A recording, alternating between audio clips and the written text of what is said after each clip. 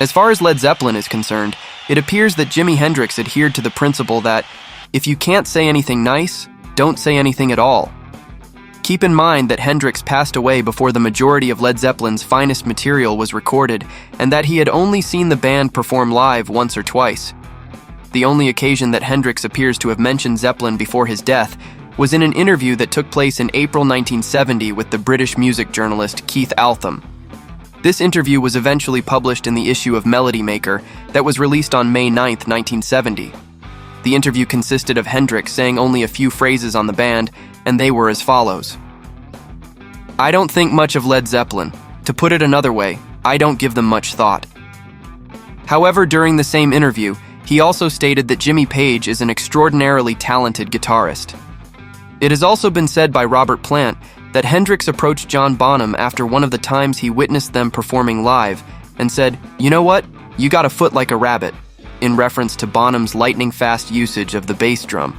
The majority of the purported hatred originates from statements made by Carmine Appice, the drummer for Vanilla Fudge, who was friends with Hendrix. He stated, "Jimi Hendrix personally told me that he didn't like Zeppelin because they were like excess baggage and that they stole from everybody." This was also a general sentiment at the time by several members of other bands in late '68 and early 1969.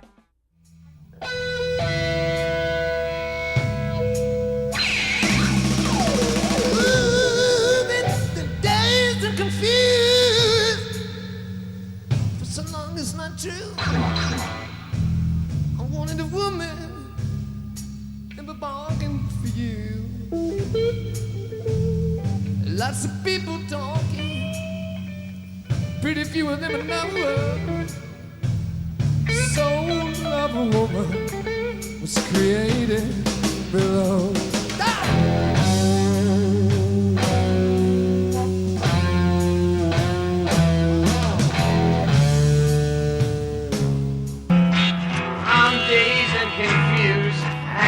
By a thread, I'm being abused. I'd be better off dead. Vanilla Fudge believed that Zeppelin was taking their sound and a couple of their riffs, while Roger Daltrey and Pete Townsend of The Who have been quite critical of Led Zeppelin.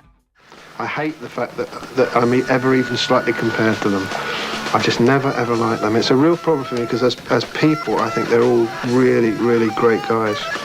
Just never liked the band, and I don't know whether I've just got a problem block to them because they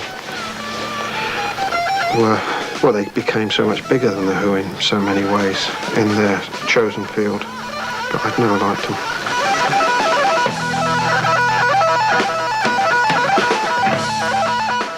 Jeff Beck believed that his old buddy Jimmy Page had borrowed too many ideas from his own band.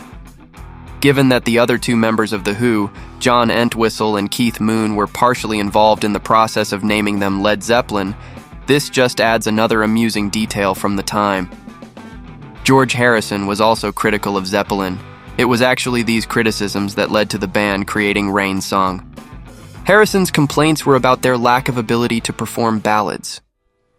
You are the sunlight in my growing, so little warm I felt before. It isn't hard to feel me glowing, feel it. I felt the warmth that grew so low. Despite the fact that Led Zeppelin were a fantastic band, comprised of expert musicians who created amazing songs and history-defining albums, they also stole quite a bit of music, some lyrics and ideas from the people around and before them, particularly in the early stages of their career. It is possible that many of their contemporaries viewed them as bandwagon jumpers, which is to say that they were a group of gifted individuals led by an experienced studio musician who jumped on the trends of the day. The music industry was changing at a rapid pace, and a large number of the bands that also took this trend-jumping approach are now almost completely forgotten.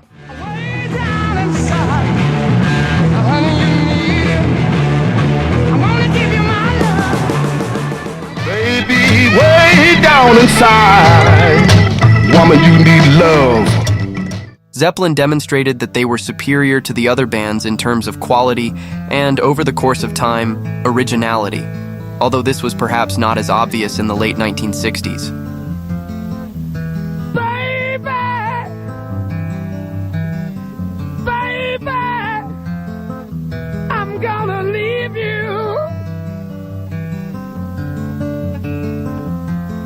You know that I said, baby, yeah. I've really got to leave you. Babe, I'm gonna leave you. It is likely that Hendrix was dissatisfied with the manner in which blues musicians were imitated by Zeppelin and not given the credit they deserved. What's more, putting all of that aside, the assertion that Jimi Hendrix detested them is a huge oversimplification.